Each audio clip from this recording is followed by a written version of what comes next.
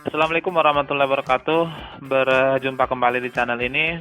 Salam sejahtera untuk semua rekan-rekan yang akan mengikuti ujian SKB di bulan September nanti. Baik, kali ini kita akan membicarakan tips menaklukkan soal SKB CPNS. Ya, ini lebih ke berbagi pengalaman ya dari saya dan kita tinjau berdasarkan pendekatan psikologis saja. Yang pertama, barangkali ada dua pertanyaan yang saya ajukan kepada Bapak dan Ibu. Yang pertama, selama mengikuti ujian, apakah Bapak Ibu percaya diri? Lalu yang kedua, pernahkah Bapak Ibu memiliki waktu sisa minimal 5 menit setelah menyelesaikan soal ujian SKB-nya?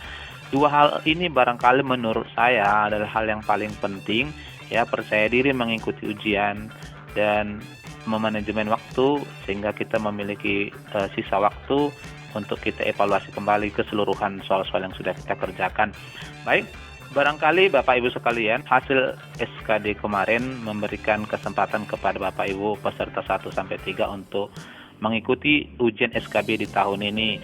Nah, apakah memang yakin itu karena usaha kemudian didukung oleh keberuntungan atau keberuntungan didukung oleh usaha? Karena barangkali kalau kita lihat rekan-rekan kita dari jurusan masing-masing, bukan persoalan ilmu tetapi persoalan manajemen dalam mengerjakan soal yang menurut saya yang paling mendasar sekali. Jadi banyak yang nilai kemampuan umumnya tinggi tapi kemampuan kewarganegaraannya rendah, jadi akibatnya tidak lulus, ya. Banyak juga yang kalah di kepribadian. Jadi hal-hal ini tentu saja harus ditangani untuk kiranya bisa mendapatkan hasil yang terbaik. Nah, jadi dapat kita katakan bahwa walaupun SKD nilainya paling tinggi, tapi belum menjamin juga menjadi peringkat 1. Dan walaupun nilai SKD-nya terendah, ya, ini bukan menjadi hambatan untuk mendapat nilai paling bagus di SKB, karena 60% dari hasil SKB ini sangat memberi peluang kepada rekan-rekan untuk memenangkan dari peringkat pertama. Baik, ini 10 tips menaklukkan soal SKB CPNS, berbagi pengalaman dari saya. Ya, biasanya kalau saya ikut ujian, 70% ingat soal yang sehabis ujian. Nah, ini tips yang saya bagi untuk membantu rekan-rekan sekalian. Barangkali sebagian menganggap ini sepele, tapi menurut saya ini sangat menentukan sekali. Yang pertama, memang agar kiranya hasil yang kita dapatkan maksimal, percaya diri itu menjadi kuncinya. Jadi tidak terbebani dan tidak terburu-buru, ya. Yakin akan kemampuan diri sendiri adalah salah satu kunci untuk menaklukkan soal SKB. Yang kedua, rileks dalam mengerjakan soal SKB. Jadi kita yakin dengan kemampuan kita bahwa semua soal-soal SKB itu adalah sesuai dengan bidang kita.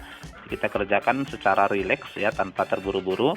Lalu yang ketiga adalah memperhatikan prinsip kehati-hatian dan ketelitian. Ini terutamanya kepada rekan-rekan jurusan PKN dan Bahasa Indonesia. Jadi kalau kita lihat soal-soalnya memang jawabannya hampir mirip. Jadi disinilah diperlukan prinsip kehati-hatian dan teliti. Begitu juga soal-soal SKB Bahasa Indonesia. Hampir mirip, hanya sedikit saja perbedaannya. Lalu yang keempat yang tidak kalah penting menurut saya adalah memperhatikan alokasi waktu. Ini yang paling penting dan sering terabaikan dari rekan-rekan kita peserta ujian. Masing-masing soal itu sudah diberikan waktunya. Jadi kalau ada 100 soal dalam 100 menit, berarti satu soal itu adalah 1 menit. Nah, dalam mengerjakannya tentunya kita harus memperhatikan alokasi masing-masing waktu di tiap soalnya. Jadi kalau kita sudah kerjakan satu soal ternyata 30 detik belum juga kita dapatkan hasilnya dengan segala konsentrasi kita sedang mengerjakannya, sebaiknya ditinggalkan dulu, kita lanjutkan soal berikutnya. Nah, lalu yang berikut adalah memperhatikan inti pertanyaan soal. Untuk soal-soal yang berbentuk pedagogi seperti jurusan PKN dan Bahasa Indonesia, ini menjadi kunci menurut saya. Jangan sampai Bapak Ibu sekalian membaca pertanyaan sampai 2 atau 3 kali karena inti pertanyaan yang belum kita dapatkan. Jadi bisa saja soal itu memang sengaja didesain untuk mengganggu pikiran kita. Nah, oleh karena itu kita kalau melihat soalnya langsung ke inti pertanyaan soalnya apa, lalu kita akan cari jawabannya di 5 option yang diberikan ya. Yang keenam, memanajemen waktu sebaik mungkin. Bapak Ibu sekalian harus usahakan ya dalam hal mengikuti ujian apapun itu di manajemen waktu sebaik mungkin. Jadi sehingga seperti yang sampaikan di awal tadi, kita punya sisa waktu di akhir untuk kemudian mengevaluasi, melihat soal-soal yang belum kita kerjakan. Nah, yang ketujuh adalah melepaskan beban tiap soal. Jadi tidak jarang Bapak Ibu sekalian, dalam mengerjakan satu soal kita yakin kita bisa, tapi karena memang kita terburu-buru, tidak konsentrasi, akibatnya konsep yang harusnya kita gunakan tidak kita ingat dengan baik. Oleh karena itu banyak waktu yang terbuang di sini. Apabila Bapak Ibu sekalian mengalami itu dan belum juga menemukan konsepnya, setelah melewati 30 detik pertama sebaiknya ditinggalkan dulu. Jadi ini tujuannya apa? Memberikan kesempatan kepada kita menambah skor dari soal yang mungkin di nomor lain lebih mudah. Lalu yang ke-8, menandai kertas buram sebaik mungkin. Nah, ini penting untuk jurusan eksak ya.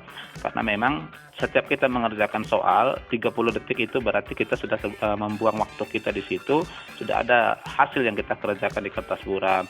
Nah, manakala belum kita dapatkan jawabannya, sebaiknya kita tandailah kertas buram sebaik mungkin sehingga bila kita punya waktu sisa, kita tinggal melanjutkan soal yang kita tinggalkan tadi ya. Lalu yang ke-9, ini tentu saja apapun usaha kita, bagaimanapun kita memaksimalkan semua komponen, kembali juga kepada diri kita ya. Kita percaya bahwa menjadi CPNS di tahun ini, dan yang terakhir barangkali tips dari saya adalah bila Bapak Ibu sekalian kemudian sudah memang tidak dapat lagi memikirkan jawaban pengecoh, mungkin terlalu mirip semuanya, jawaban yang akan dicari. Nah, sebaiknya Bapak Ibu sekalian bisa memposisikan diri sebagai pembuat soal. Dengan kita memposisikan diri sebagai pembuat soal, kita akan melihat kira-kira apa yang diinginkan oleh pembuat soal untuk dijawab.